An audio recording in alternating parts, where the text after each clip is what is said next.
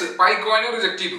ഇതിന് കാരണം എന്താണെന്ന് വെച്ചിട്ടുണ്ടെങ്കിൽ അവർ ഓപ്പറേറ്റ് ചെയ്യണത് ഇപ്പൊ ക്ലോസ്ഡ് മൈൻഡിലാണ്, ഓപ്പൺ മൈൻഡിലല്ല. ക്ലോസ്ഡ് മൈൻഡ് ആയതുകൊണ്ട് അവർ ട്രാൻസ്പാരന്റ് അല്ല. പിന്നെ ട്രൂ ഡീസെൻട്രലൈസേഷൻ ഉണ്ടോ എന്നൊരു ചോദ്യം ഉണ്ട്, ഇല്ലാന്ന് തന്നെ പറയാൻ നമുക്ക്. പിന്നെ ലിക്വിഡിറ്റി കൺസേൺസ് ഉണ്ട്. ഇപ്പൊ പൈക്കോയിൻസ് റെസ്ട്രിക്റ്റീവ് ഫേസിലാണ് ഓടുന്നത്. എന്ന് വെച്ചിട്ടുണ്ടെങ്കിൽ കൺട്രോൾഡ് എൻവയോൺമെന്റിലാണ് ട്രാൻസാക്ഷൻ നടക്കുന്നത്. ബാക്കിയുള്ള ക്രിപ്റ്റോ കറൻസി പോലെയല്ല ട്രാൻസാക്ഷൻ നടക്കുന്നത്. ബാക്കിയുള്ള ക്രിപ്റ്റോ കറൻസികൾ ഡീസെൻട്രലൈസ്ഡ് ഓപ്പൺ പ്രോട്ടോകോൾസ് വഴിയൊക്കെ ട്രാൻസാക്ഷൻ നടക്കുന്നുണ്ട്. മീൻസ് ആ വഴിയൊക്കെ നമുക്ക് ട്രാൻസാക്ഷൻ ചെയ്യാം. പക്ഷെ പൈ കോയിൻ ഡീസെൻട്രലൈസ്ഡ് ഓപ്പൺ പ്രോട്ടോകോളിലൊന്നും ട്രാൻസാക്ഷൻ നടത്താൻ പറ്റില്ല എപ്പോഴും. രണ്ടാമത്തെ ഘടകം എന്ന് വെച്ചാൽ റെഗുലേറ്ററി കൺസേൺസ്. പൈ കോയിൻസ് പല ജൂറിസ്ഡിക്ഷനിൽ അവരുടെ ഫിനാൻഷ്യൽ ആൻഡ് സെക്യൂരിറ്റി റെഗുലേഷൻസ് ആയിട്ട് കംപ്ലയൻസ് ഇല്ല എന്ന് പറയുന്നുണ്ട്. ഒരു റിസ്ക്, ലീഗൽ റിസ്ക് പോസ് ചെയ്യുന്നുണ്ട് പൈക്കോയിൻ. അവർക്ക് ഇപ്പോഴും കംപ്ലയൻസ് കിട്ടിയിട്ടില്ല, അല്ലെങ്കിൽ കംപ്ലയൻസിന്റെ ഒരു ഇൻഷുറൻസ് അവർ കൊടുത്തിട്ടില്ല ബൈനാൻസിന്. പിന്നെ ചില സ്ഥലങ്ങളിൽ അവരുടെ ആന്റി മണി ലോണ്ടറിങ് ലോസ് ആയിട്ട് കംപ്ലയൻസ് ഉണ്ട് എന്നുള്ള ഇൻഷുറൻസ് ബൈനാൻസിന് കൊടുത്തിട്ടില്ല. പൈ നെറ്റ്വർക്കിന്റെ അൺക്ലിയർ റെഗുലേറ്ററി സ്റ്റാറ്റസ് കാരണം കൊണ്ടാണ് അവരിപ്പോ താൽക്കാലികക്ക് റിജക്ട് ചെയ്തേക്കണ്. ഇതൊരു കാരണമാണ്. ഇനി വേറെ കാരണങ്ങളുണ്ട്, വേറെ ഘടകങ്ങളുണ്ട്.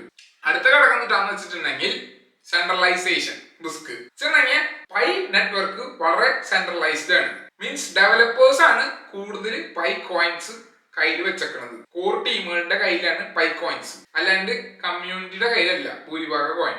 ഡിസ്ട്രിബ്യൂട്ടഡ് നേച്ചറിലല്ല നിൽക്കുന്നത് കോയിൻസുകൾ. മീൻസ് എല്ലാവരുടെ കയ്യിലല്ല ഇരിക്കുന്നത്, പലവരുടെ കയ്യിലായിട്ട് അല്ല ഇരിക്കുന്നത്. മീൻസ് കുറച്ചു കൂട്ട ആൾക്കാരുടെ കയ്യിലാണ് എല്ലാ കോയിൻ ഇരിക്കുന്നത്. ഇതൊരു കൺസേൺ ആണ്, സെക്യൂരിറ്റി കൺസേൺ, ഡീസെൻട്രലൈസേഷൻ കൺസേൺ. വെച്ചിട്ടുണ്ടെങ്കിൽ കുറച്ചു കൂട്ട ആൾക്കാരുടെ കയ്യിലാണ് കോയിൻ ഇരിക്കുന്നത്, കോർ ടീമിന്റെ കയ്യിൽ. ബൈനാൻസിന് വളരെ നിർബന്ധമാണ് കുറച്ച് ഡീസെൻട്രലൈസേഷൻ വേണമെന്ന് ബേസിക്കലി. കാരണം ബൈനാൻസ് സെൻട്രലൈസ് എക്സ്ചേഞ്ച് ആണ്, എന്നാലും ഡീസെൻട്രലൈസേഷൻ ആസ്പെക്ട് വേണമെന്ന് നിർബന്ധമാണ്. കാരണം വെച്ചിട്ടുണ്ടെങ്കിൽ അവർ എക്സ്ചേഞ്ചിൽ ലിസ്റ്റ് ചെയ്യപ്പെടണമെങ്കിൽ ട്രൂ ഡീസെൻട്രലൈസേഷൻ അല്ലെങ്കിൽ എത്രയും ഒരു മിനിമം ലെവൽ ഡീസെൻട്രലൈസേഷൻ അവർ ആവശ്യപ്പെടുന്നുണ്ട്. അത് പൈ നെറ്റ്വർക്ക് ഇല്ല. അടുത്തത് വെച്ചിട്ടുണ്ടെങ്കിൽ lack of external liquidity and market readiness.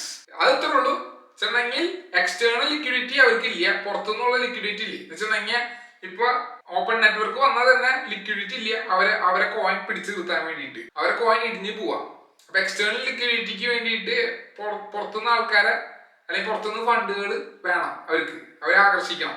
അത് പൈ നെറ്റ്വർക്ക് ഇപ്പൊ തൽക്കാലത്തേക്ക് ഇനിഷ്യേറ്റീവ് എടുത്തിട്ടില്ല എന്നാണ് മനസ്സിലാക്കിയിരിക്കുന്നത്. എന്ന് വെച്ചിട്ടുണ്ടെങ്കിൽ അവര് ഇപ്പൊ ക്ലോസ് മൈൻഡിലാണ്. അതുകൊണ്ട് മീൻസ് എക്സ്റ്റേണൽ ലിക്വിഡിറ്റി അത്യാവശ്യമാണ് ഈ ബൈനാൻസ് പോലെ എക്സ്ചേഞ്ചുകളിലൊക്കെ റൺ ചെയ്യണമെങ്കിൽ. കാരണം വെച്ചിട്ടുണ്ടെങ്കിൽ ബൈനാൻസ് എക്സ്പെക്ട് ചെയ്യുന്നുണ്ട് ഒരു healthy level of trading activity. പിന്നെ ലിക്വിഡിറ്റി കൺസേൺസ് ഒന്നും ഉണ്ടാവാൻ പാടില്ല. പിന്നെ ഒരു സ്ട്രോങ് മാർക്കറ്റ് പ്രസൻസ് ആവശ്യപ്പെടുന്നുണ്ട് അവര്. മനസ്സിലായോ? ഈ എക്സ്റ്റേണൽ ലിക്വിഡിറ്റി ഇല്ലെങ്കിൽ ഉള്ള പ്രശ്നം എന്താണെന്ന് വെച്ചിട്ടുണ്ടെങ്കിൽ റിസ്ക് ഉണ്ടാവും, പ്രൈസ് മാനിപ്പുലേഷന്. പിന്നെ ലോ ട്രേഡിംഗ് വോളിയംസ് ഉണ്ടാവാനുള്ള സാധ്യത ഉണ്ടാവും. പിന്നെ ഡിഫിക്കൽട്ടി ഇൻ പ്രൈസ് ഡിസ്കവറി എന്ന് വെച്ചിട്ടുണ്ടെങ്കിൽ അതിന്റെ യഥാർത്ഥ പൊട്ടൻഷ്യലിലേക്ക് നീങ്ങാനുള്ള സാധ്യത കുറവായിരിക്കും. അതൊക്കെ കാരണം കൊണ്ടാണ് ബൈനാൻസ് ലിസ്റ്റ് ചെയ്യാത്തത്. അതൊരു ഘടകമാണ് ബൈനാൻസ് ലിസ്റ്റ് ചെയ്യാത്തത്. അഞ്ചാമത്തെ പോയിന്റ് എന്ന് വെച്ചിട്ടുണ്ടെങ്കിൽ കമ്മ്യൂണിറ്റി എക്സ്പെക്ടേഷനും റിയാലിറ്റിയും തമ്മിലുള്ള ബന്ധം. മീൻസ് വളരെ വളരെ വൈഡാണ്. കാരണം വെച്ചിട്ടുണ്ടെങ്കിൽ കമ്മ്യൂണിറ്റി എക്സ്പെക്ടേഷൻ മാത്രം പോരാ.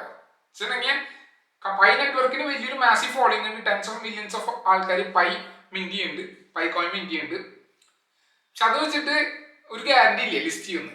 ബൈനാൻസ് പോലത്തെ എക്സ്ചേഞ്ചുകളിൽ അവര് കുറച്ച് ഫണ്ടമെന്റൽ ക്രൈറ്റീരിയ, ലിസ്റ്റിംഗ് ക്രൈറ്റീരിയ അവർ ലാക്ക് ചെയ്യുന്നുണ്ട്. മീൻസ് അവര് കംപ്ലൈ ചെയ്യാത്തതുണ്ട്. Lack of fundamental listing criteria അത് കംപ്ലൈ ചെയ്താൽ മാത്രം, അത് അവർ കംപ്ലീറ്റ് ചെയ്താൽ മാത്രം, മീൻസ് അത് സാറ്റിസ്ഫൈ ചെയ്താൽ മാത്രം അവർക്ക് ലിസ്റ്റ് ചെയ്യാൻ പറ്റുള്ളൂ ബൈനാൻസിൽ. അപ്പൊ നിങ്ങൾക്ക് കാര്യം മനസ്സിലാക്കണം, കമ്മ്യൂണിറ്റിയുടെ സൈസ് മാത്രം നോക്കിയിട്ട് കാര്യമില്ല, ബാക്കി കുറച്ച് ഘടകങ്ങൾ കടന്നാൽ മാത്രം ലിസ്റ്റ് ആവുള്ളൂ. അതാണ് ഈ വീഡിയോയിൽ എനിക്ക് പറയാനുള്ളത്. Thank you, have A nice day. ഇഷ്ടമായാൽ നിങ്ങൾക്ക് സബ്സ്ക്രൈബ് ചെയ്യാൻ, ലൈക്ക് അടിക്കാം.